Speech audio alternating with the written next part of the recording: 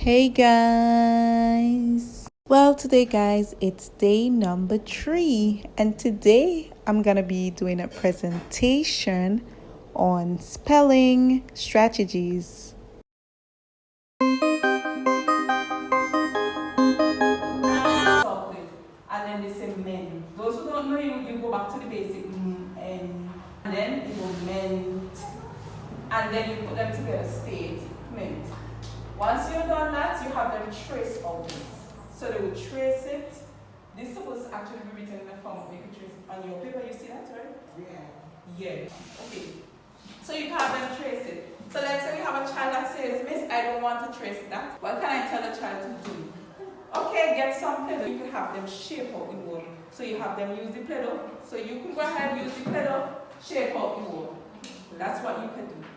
Then those who say, okay, Miss, I don't want to do that. I don't want to mess up my hands. You know, some of them just don't like them, right?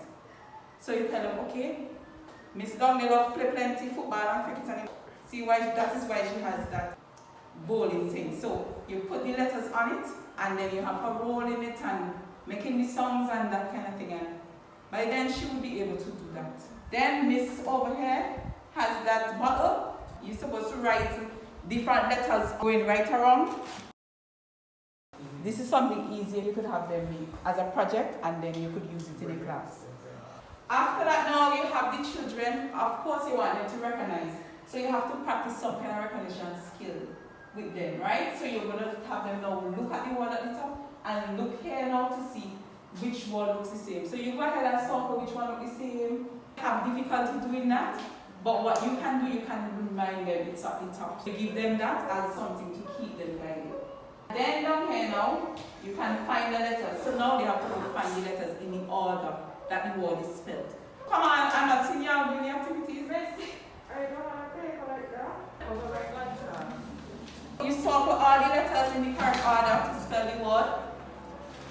And if online, you can have them do this every day. Because all you have to do is to just put it up on the screen like that, and they just record it. Or you can send it to parents beforehand. This is the time you have the parents handwriting in the children's book. Nothing is wrong with the parents handwriting in the children's book, okay? But it's the way in which it is done. So this is the time you can ask the parents to be involved, to do this part. So by the time you come to this, they don't have this recorded. All you always have to do now is just go through the activity. And then you have them syllabicate the word. Syllabication is very important. So just like you would have taught them in the beginning how to decode the word, some of them might know how to use syllables to get it. Some of them might only know how to use segments to get it. Whichever one them know, allow them. Alright? So if you see that they draw the line between S and T, I see that person didn't do that, they put a line between S and T, or you see somebody put the line after T. This person who put the line after the S don't know the blend. And that will help you to track their progress too. So that is something that you can just keep doing. Keep teaching syllables over and over so that children will learn. Another thing that you do with them is to have them write all the time. So have them write at the word 3 times. Writing, you see these fine motor skills? The fine motor skills, it goes a long, long way in terms of like coordination with your learning. Anything you write, most of the time you remember it. It helps you to remember the fine motor skills, the coordination skills. Have them do the words like this, air writing. So they might feel I'm still in kindergarten, but if that is what they have to do, they have to do that air writing. It's a way of them remembering. And then now, you see down here, so let's see who can do it fastest. Fold under here, so your paper will be like this. So everybody, paper, you should be up like this. So nobody could see the word.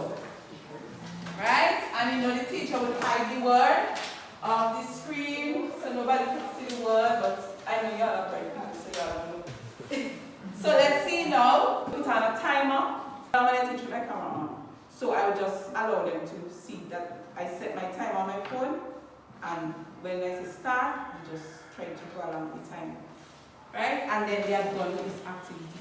This might be something you want everybody to complete, but they may not all complete it as in written. Right? So if the person say, okay, I don't want to write first, you leave them. Okay, so they don't want to do the first one to trace it. So you know what? After that, you let them do the plasticine over it. Say each letter and they would write it. So they learn letters in sequence. Then here they are putting in these songs. So they put in these songs. So they put in stu, then A, and so on. And they put in it. So you will put more. If your class is a high class, as in grade 6 and so on, where you do bigger words, you put more song boxes here. Right? And then over there, instead of us bending under, we are going to bend this way. So grade 7 and 8 used to enjoy this activity a lot. Instead of you bending it, so when I reach here, or you have it on your paper, so you can just bend it. So when you bend here, they will see the word behind here. So then they will be able to write the word without seeing it. So this is just another method of doing it. So you can do it in any tree format. To me, this is the easiest one to work with because they could just read it up in the book. You don't have to worry about all that. Do we have any questions? Everybody understanding so far? Yeah. You think you'll be able to implement these? Yeah. I will implement. Alright, so this one now is the latest thing. You look at the paper, you will see I have one there. And I'm just doing a plug for myself here. If you all want this one to buy, go to my teacher's store and purchase it, y'all. See it right there? This. I just purchased this new one. So here, what you're doing, basically, you could use whiteboard marker and you could write the letters on the pocket. Right, that you have on your paper. So you see them on your paper, you can write them on the puppet. So the child now, like when you say, okay, we are looking for the word care. So the child now would look for the word care on the puppet. Or if you want, you can tell them we are going clockwise and anti-clockwise forwards. That's another math skill they do. So if you're looking for care, you're going to see care up here. So care here is going from below here, C-A-R-E. The children will be able to go C-A-R-E, and that's a square right there. So they mean the square. Right? Over here, these are the answers I have here. I just did it to show the answers. You have C-A-R-E-K. Down here you have C-E-N-T, cent. When you're doing like CBC words, you're doing VCCV words and those kind of words. This is something that you can implement for the lower grades. For the higher grades, you can find out how to implement it too by using words that has letters that connect easily. And we know that some of these big children, even in those top grades, they don't know some of these words. Right? The problem is that because it is so small, we may not be able to write the words on this.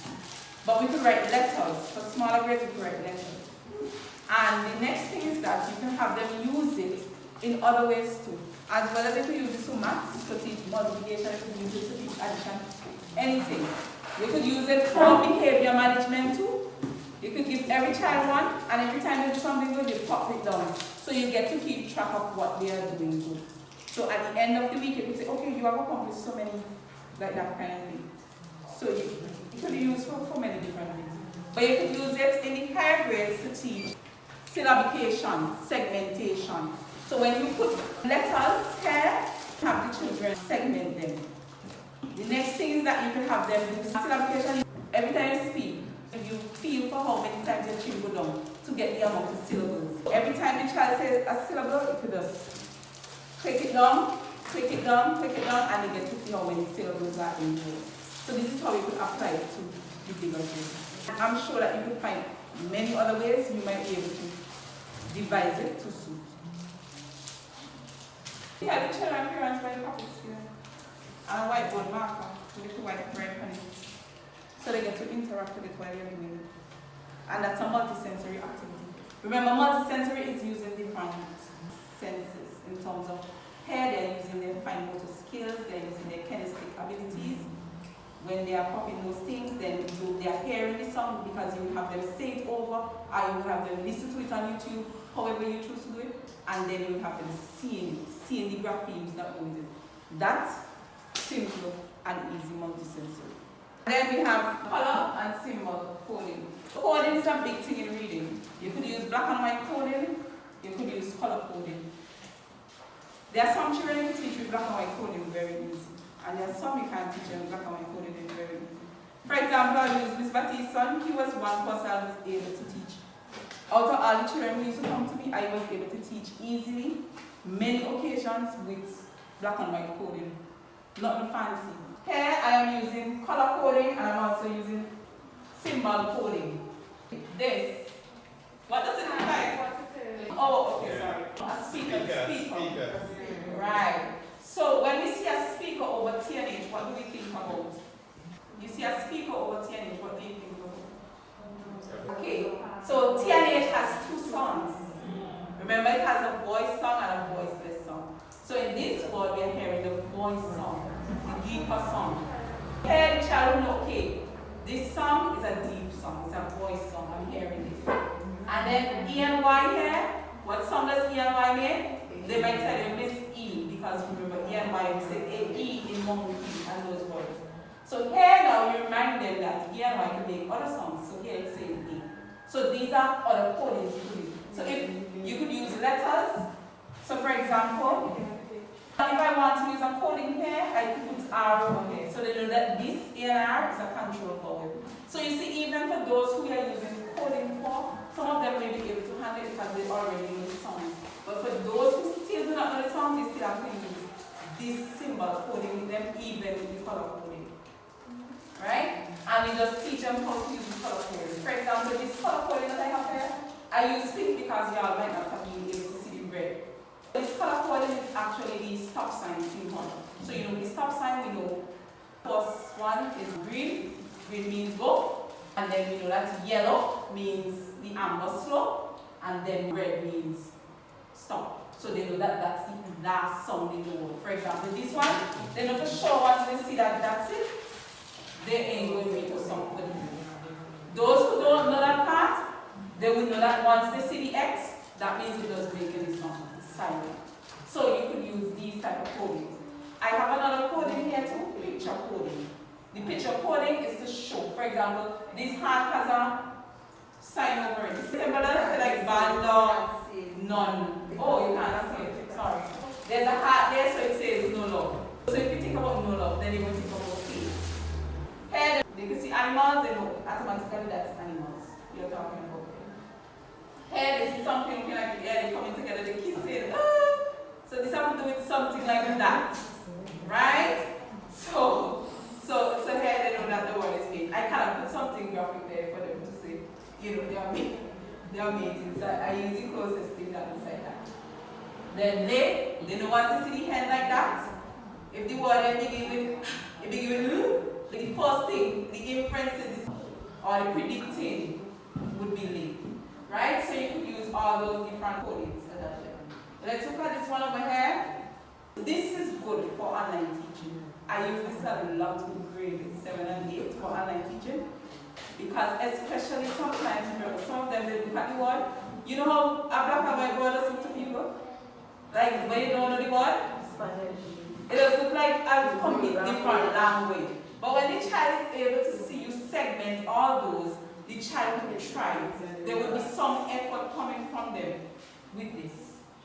This online teaching. Even in your own classroom, I normally do this too for them while I'm teaching on the board. Like using the symbol coding on the board. That is good, right? And the color coding, you could use that. Like if you give them a text to read in class and you are so privileged you have access to printer and so on, where you could print in color and like something, you could do the color coding. Or you could use post-it. For example, you could use the post-its on the board, put the words on the post-its, and so on. You could use that. Post-its is really good in class. It's a lifesaver. Over here now, you could have them color and sight words, so that you could have them build up now. So after you don't do this in the reading, you don't go to all the codes they this in the reading. This is an activity that you can do with them. You give them a completely new paper with in black and white, everything black and white. So then now they have to look for the different words. You remove the pictures, you remove every coding, and see if they remember what they were doing. So you have them find animals, color the word animal in yellow, you have them color the word it in red, and so on. And you will see if they really learn the words. Then here you can have them configure. When we configure words, I've done that in a reading session before, that's where we look at the shape of the word. So for example, if I see this, I know for sure that this word cannot be yard. Because yard, the last letter here, is a long letter with a stroke. And these are on the line. And this one goes below the line. So you teach them that type of configuration and have them do it all the time so they will know the shape of the word. Because you know some children operate a lot with substituting. So because they operate a lot with substituting, if you teach them this, they will be able to substitute easily and substitute correctly in most cases. Here we can have them sketch the shape. So here now they are not using this. They are drawing it out for themselves. So they know this is a long one, these are short. Might look like kindergarten stuff, but that's what you need to do to have them read and have them activate the reading. Here now you have them write in the word that's supposed to go there. So now this is you working on their spelling.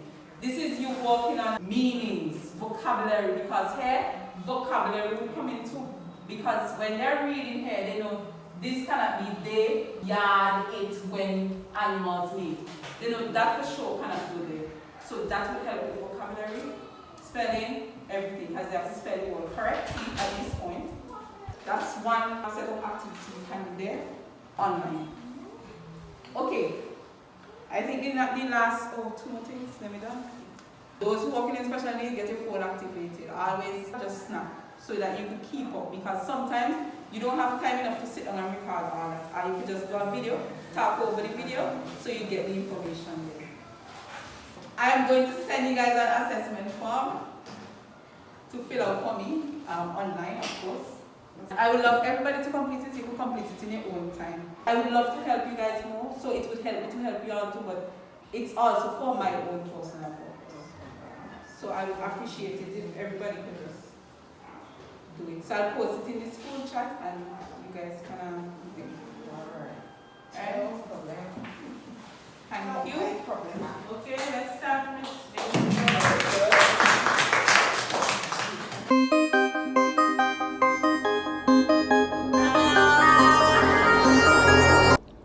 So guys, I'm home. After the presentation, I'm home.